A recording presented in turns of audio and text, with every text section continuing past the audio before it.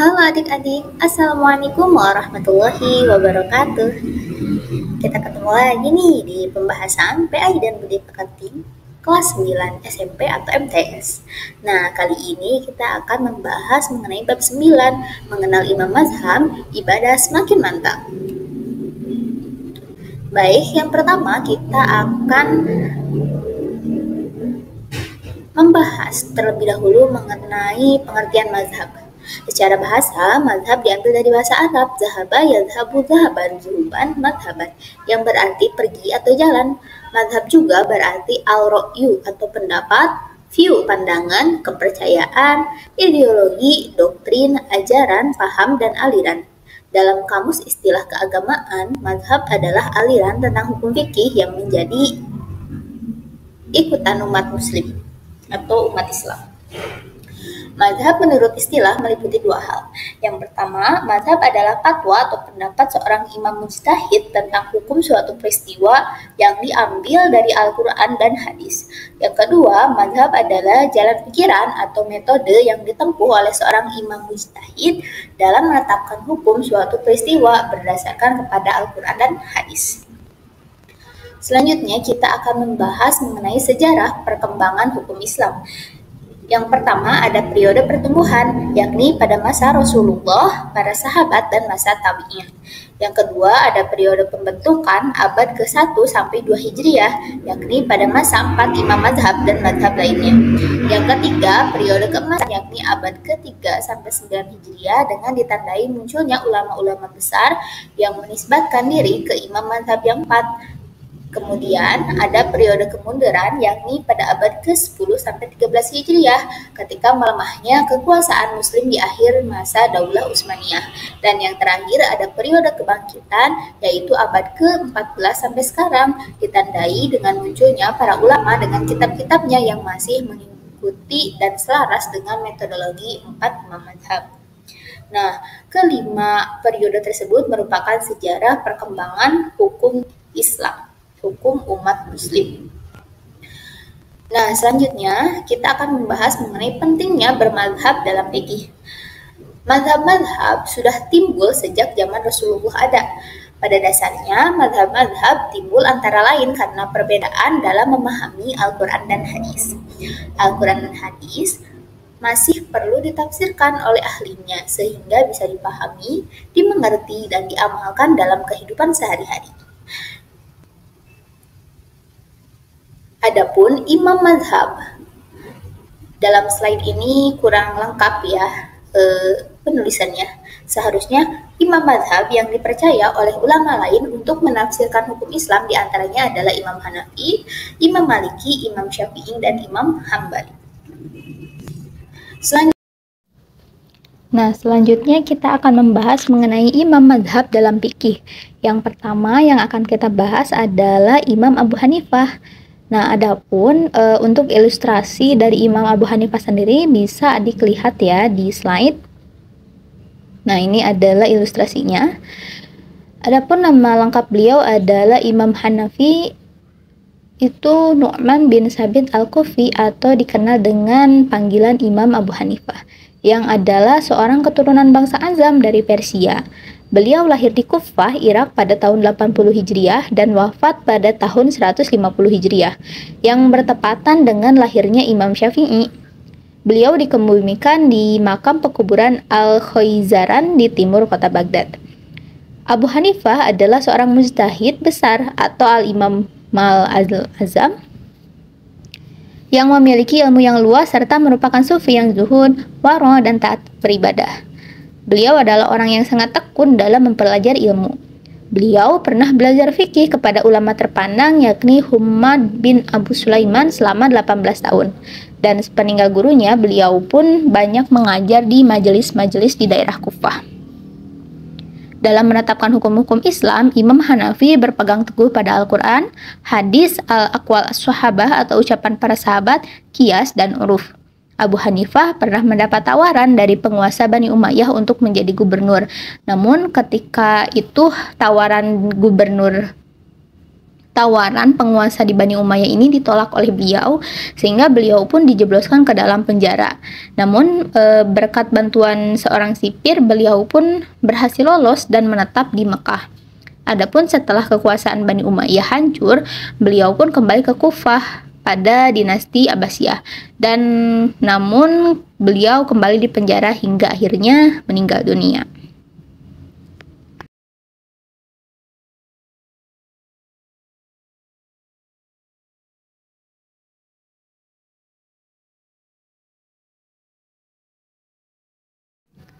Nah, selanjutnya kita akan membahas imam yang kedua, yakni Imam Malik. Nama lengkap beliau adalah Abu Abdullah Malik bin Anas bin Malik bin Amr bin Haris al-Asbahi. Beliau lahir di Madinah pada tahun 93 Hijriah atau 712 Masehi. Adapun beliau wafat pada tahun 179 Hijriah atau 796 Masehi. Menurut salah satu riwayat yang dapat dipercaya, Imam Maliki ini sudah bisa memberikan fatwa di usia 17 tahun. Berdasarkan kesepakatan 70 orang imam yang menyatakan bahwa beliau sudah patut memberi fatwa dan mengajar. Karena ketekunan, kesabaran, dan dedikasi beliau dalam menuntut ilmu, terkhusus di dalam ilmu fikih. Imam Malik adalah seseorang yang selalu menjaga wudunya, sehingga ketika beliau mengajarkan hadis atau memberi fatwa, beliau selalu dalam keadaan suci. Beliau juga sangat berhati-hati dalam memberikan fatwa. Jika beliau tidak yakin tentang suatu hal, beliau tidak akan berani berbicara atau mengungkapkannya. Sumber dalam menetapkan hukum Islam, Imam Malik berpegang pada Al-Quran, Sunnah, Ijma' Ahlul Madinah, Fatwa Sahabat, Qiyas, Al-Ihtisan, Al-Maslah Al-Mursalah, Sa'ad Az-Zarra'i, Istishab, dan Syar'u Man Qablana. Nah, di sini juga ada ilustrasi dari Imam Maliki. Boleh adik-adik lihat ya, bagaimana ilustrasi dari Imam Maliki ini.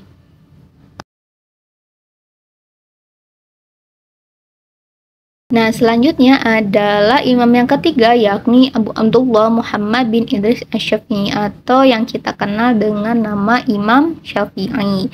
Beliau lahir di Gaza, Palestina pada tahun 150 Hijriah dan wafat di Futhat, Mesir pada tahun 204 Hijriah.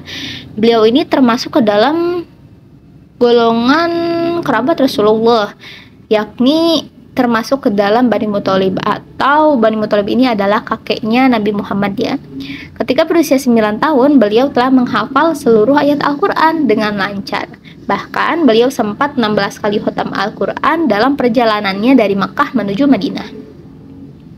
Setahun kemudian, kitab Al-Muwatta karangan Imam Malik yang berisikan 1720 hadis pilihan juga telah beliau hafal dengan lancar dalam kurun waktu hanya 9 hari nih adik-adik.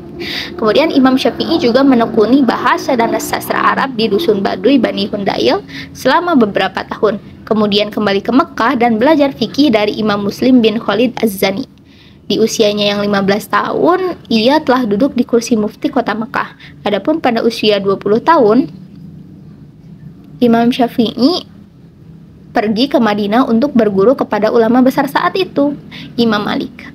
2 tahun kemudian, ia juga pergi ke Irak untuk berguru pada murid-murid Imam Hanafi. Meskipun menguasai hampir seluruh disiplin ilmu, Imam Syafi'i lebih dikenal sebagai ahli hadis dan hukum karena inti pemikirannya terfokus pada 2 cabang ilmu tersebut.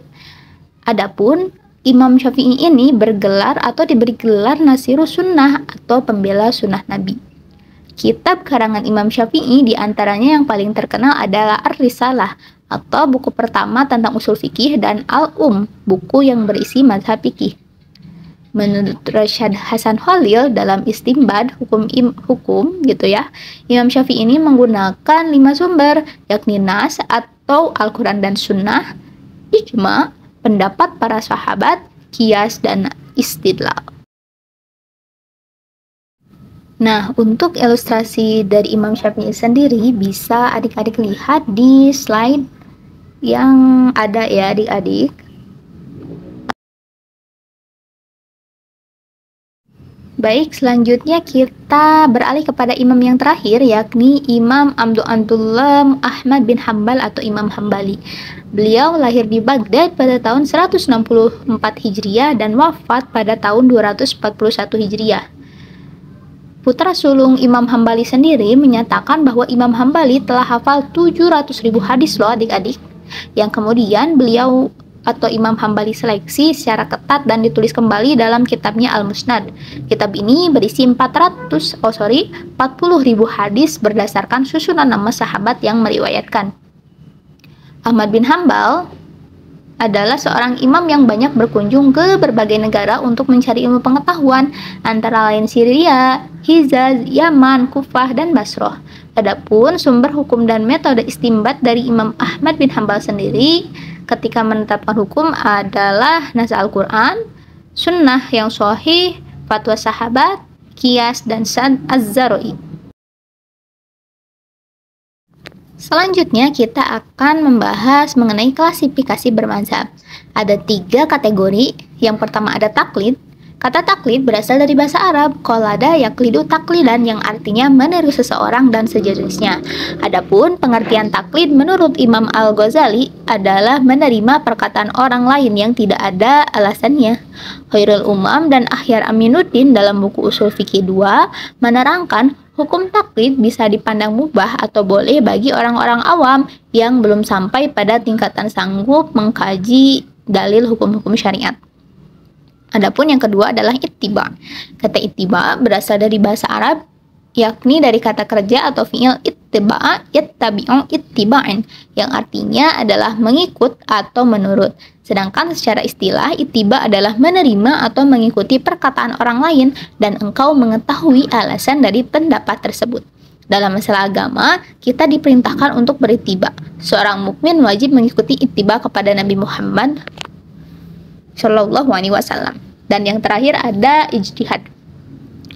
Ijtihad menurut bahasa artinya bersungguh-sungguh dalam mencurahkan pikiran. Sedangkan menurut istilah, ijtihad adalah mencurahkan segenap tenaga dan pikiran secara bersungguh-sungguh untuk menetapkan suatu hukum yang tidak secara jelas disebutkan di dalam Al-Quran dan Sunnah.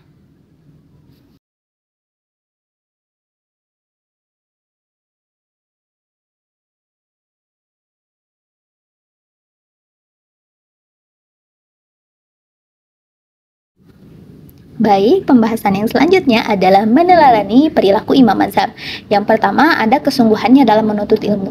Kita ketahui bersama dan kita sudah bahas bersama mengenai kesungguhan para imam mazhab ketika menuntut ilmu.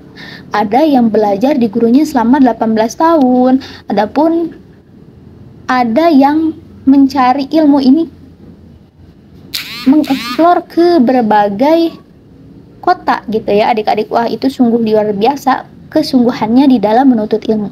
Yang kedua, menghargai perbedaan pendapat. Keempat, imam mazhab ini memiliki atau terdapat beberapa perbedaan pendapat. Namun, hal itu tidak menjadikan mereka bermusuhan. Mereka menghargai pendapat masing-masing gitu. Karena setiap manusia memiliki pendapatnya masing-masing. Kemudian, perilaku tawadu dan tidak pernah merasa paling hebat di antara yang lainnya. Begitu luar biasanya sikap tawadu ke 4 imam mazhab ini. Walaupun imam mazhab ini telah menguasai berbagai cabang ilmu, menguasai berbagai ilmu pengetahuan, bahkan menghafal Al-Quran dan hadis, mereka tidak pernah merasa paling hebat di antara yang lainnya. Kemudian ketekunan dalam beribadah, mereka tidak diragukan lagi, sangat-sangat tekun di dalam beribadah. Dan kemudian yang terakhir adalah keikhlasan dalam mencari ilmu. Oke, ternyata pembahasan kali ini cukup sekian ya adik-adik. Semoga bermanfaat. Jangan lupa like, comment, dan subscribe. See you and thank you. Mohon maaf apabila ada kesalahan. Wassalamualaikum warahmatullahi wabarakatuh.